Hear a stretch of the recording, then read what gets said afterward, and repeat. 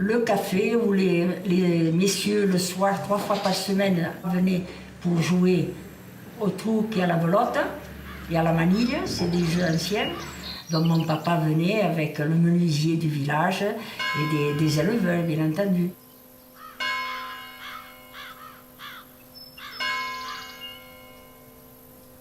Je suis née à Pie en 1941, en septembre. Et à l'époque, il y avait, de mon époque où je suis née, 300 habitants.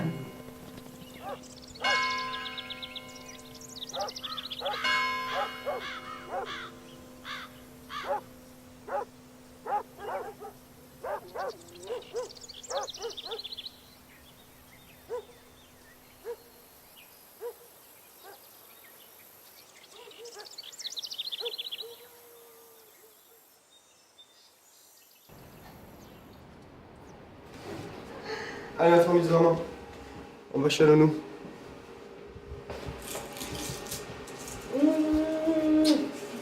Allez, bonne journée. À ce soir. Tu vas voir de nous? Allez, à ce soir.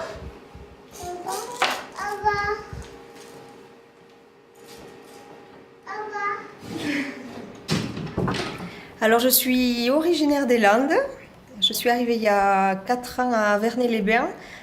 J'ai travaillé au terme pendant 4 ans et j'ai souhaité partir vers un projet plus personnel.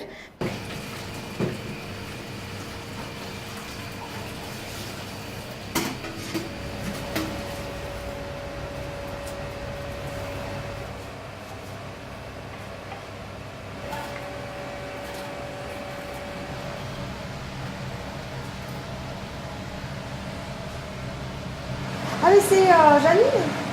D'accord. Oui, d'accord, bon, mais très bien. Ouais, ouais. Parce que je les avais déjà comptés, ils avaient discuté avec Jonathan et moi je les avais croisés aussi. Le projet de gestion d'une auberge, c'est un projet que je portais depuis très longtemps, même. Donc j'ai voyagé en Bolivie et déjà sur place, je commençais déjà à construire ce projet-là.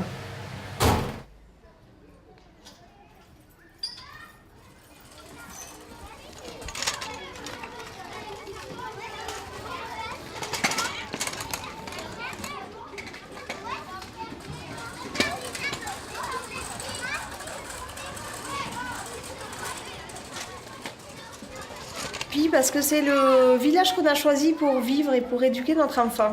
Voilà. Donc Pie, c'est un village qui nous a beaucoup plu. On était à Vernay-les-Bains et c'est vrai qu'on avait besoin de se changer les idées un petit peu. Et quand on est arrivé ici, on a trouvé un petit peu tout ce qu'on recherchait. Le calme et puis en même temps le cadre social. Un voisinage super agréable. Donc, on s'est installé ici et l'occasion s'est présentée par la suite, après 2 ans de vie sur place.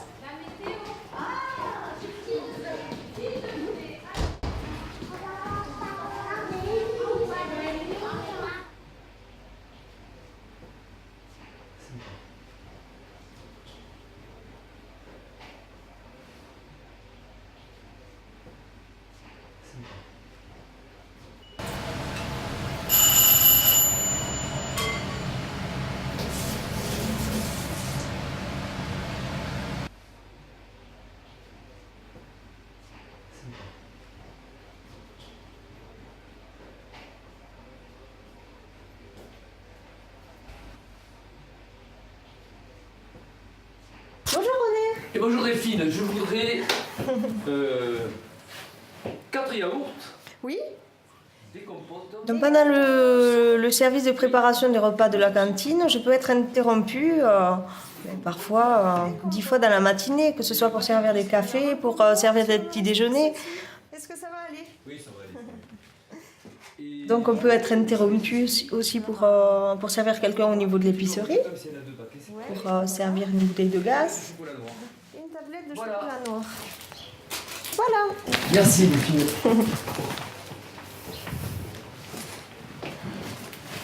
Alors ça fait 8,50 €. Oui. Je paye. Oula, je vais aller chercher la monnaie.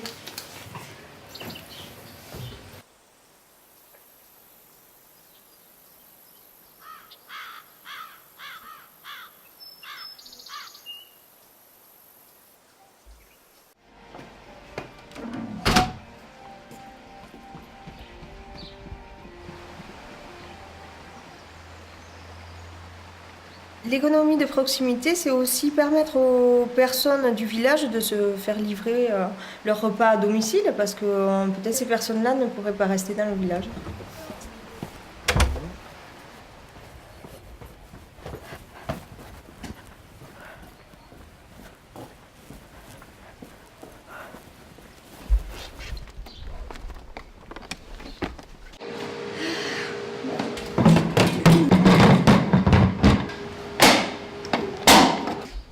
Saor. Saor. Et le petit, c'est pour feuillard. feuillard. Alors l'auberge se situe à 6 km de Saor, donc 6 km de l'école. C'est pas grand chose, mais effectivement ce sont des petites routes de montagne. Donc l'été on peut croiser un troupeau de vaches et se retrouver bloqué derrière pendant un quart d'heure. Et ensuite l'hiver on peut se retrouver surtout bloqué par la neige, quoi. Bon, mais surtout que les vaches, en plus, c'est pas ma tasse de thé. Je suis pas très fière face à un troupeau de vaches, donc je fais en sorte d'éviter l'aventure. Sur le C, on lève le doigt. Lisa. C'est vendredi.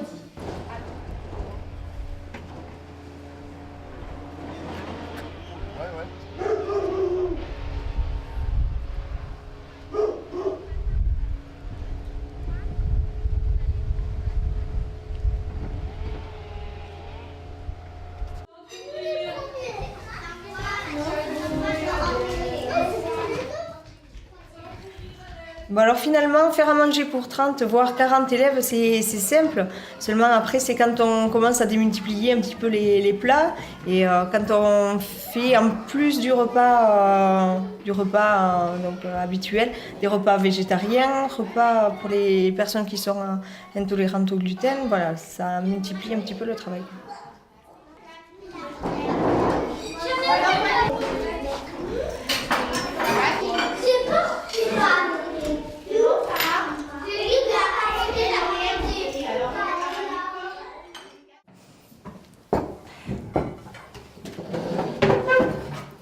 Allez, ça y est, ça c'est fait.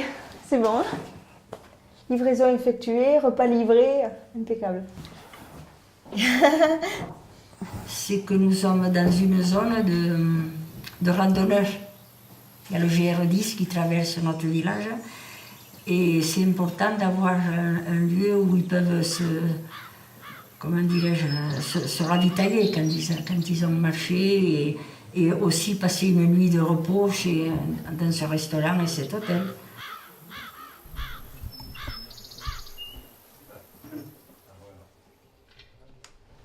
L'enfant, c'est moi le plus vieux. Le futur centenaire. Faut le dire vite, hein. On est toujours des futurs centenaires. Ah, tu m'as pas pris quand je monte les escaliers, quand même. Je sais pas si on va arriver. Salut les jeunes. Salut les Mais restez jeunes. les miens. Comme ça, oui, ça va. Un pôle, j'aime pas ce terme toujours, un pôle d'attraction dans mon village. Pôle de vie. Le multiple rural dans un petit village comme Pis, c'est essentiel déjà. Ah, moi je trouve que c'est C'est fantastique. essentiel parce que c'est un lieu de vie. Ici, merci Delphine. Ici à Pis, ça représente quand même un bistrot, une épicerie, un restaurant, des chambres, des repas à domicile. C'est pour ça que c'est presque... Et la cantine pour les enfants de la vallée. Bon, donc Et c'est ce qui me fait essentiel. dire ça, c'est que moi je prends de l'âge et regarde comment vont les choses. J'aurai la bouteille de gaz en panne qui me tombe en panne. Bon, c'est un petit peu la base du projet, c'est au-delà de la partie restauration et puis cuisine. Enfin, c'est le fait d'être acteur de la vie locale, de travailler avec les autres acteurs, avec tous les producteurs, essayer de mettre en place une synergie et une relation avec tous les éléments de la vallée, quoi. Allez. Bien entendu, les jeunes, ils ont fait des études de mon époque et ils sont partis dans les lycées, dans les collèges d'abord, le lycée, et puis, ma foi, il y en a qui sont devenus dans la police, d'autres sont devenus enseignants. Donc, et le village, quand même, a déjà baissé fortement. De 300, on est passé à 200 villageois. Après, il y a eu les gens qui ont vieilli, qui ont décédé aussi. Et petit à petit, voilà que le village, aujourd'hui, on est arrivé à 100 habitants. Il y a des jeunes qui viennent pendant... soit ils restent 2-3 ans, soit ils s'en vont l'année après. Ils trouvent que c'est difficile.